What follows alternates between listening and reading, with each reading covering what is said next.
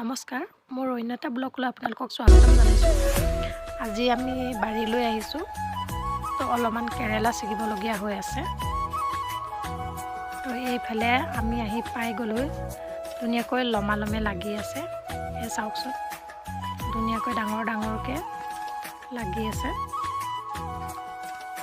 তাৰপিছত তাকে ভাবিলোঁ ৰাতিৰ কাৰণে লৈ যাওঁ।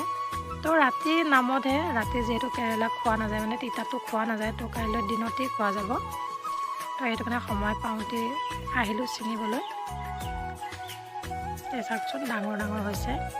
এয়া মই ধুনীয়াকৈ ছিঙি আছোঁ আৰু মোক সহায় কৰি দিবলৈ ওচৰৰে ভণ্টি দুজনীও আহি গ'ল। আমি গোটেই তিনিজনী মিলি ধুনীয়াকৈ কেৰেলাখিনি ছিঙি আছোঁ। তো আপোনালোকে এইটো খাই কেনেকুৱা পায় জনাবচোন। তো মোৰ হ'লে বহুত প্ৰিয় হয়, তো মই খাই খুব ভাল পাওঁ। এইটো যিটো কাকিয়ল বুলি কয়, তো যিটো কেৰেলা হয় সেইটো সৰু সৰু হয়।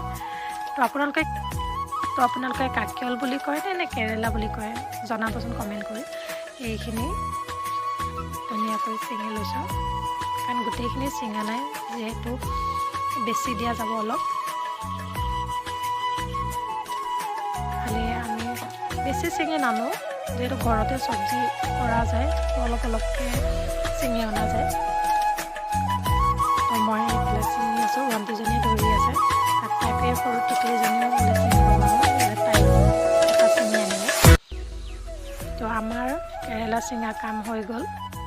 তাৰপিছতে আমি তিনিওজনীয়ে বাৰীৰ পৰা এইখিনি কেৰেলা ছিঙিলোঁ। তো আমি এতিয়া ঘৰলৈ যাওঁ। তো পিছফালত আছিলে, এতিয়া আমি ঘৰত আহিছোঁ। এয়া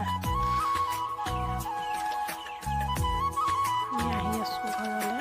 তাৰপিছত বহুত দিনৰ পুৰণা বস্তু এটা খাবলৈ লৈছোঁ। তো আপোনালোকে চবেই খাইছিল চাগে এইটো। তো আমি মানে যিমান গৰম পৰে, গৰমত এনেকৈ নেমু মাজতে কাটি নিমখ দি একদম ধুনীয়াকৈ দেখিছেনে, আমি এনেকৈ খাওঁ। মানে টক ধুনীয়াকৈ পতা ঠাৰিটো দি লওঁ। তাৰপিছত আকৌ আমি তিনিজনীয়ে আহিলোঁ এনেকৈ নেমু কাটি তেনেকৈ খাবলৈ লৈছোঁ। তো আপোনালোকে নেমু এনেকৈ খাইছিল নে নাই সৰু থাকোঁতে? চবেই খাইছে চাগে। তো আমি এইটো বস্তু এনেকৈ খাই বিৰাট ভাল পাওঁ। মানে তো মোৰ এই ভিডিঅ'টো চাই কেনেকুৱা লাগিল, যদি ভাল লাগে লাইক কমেণ্ট ছাবস্ক্ৰাইব কৰি দিব।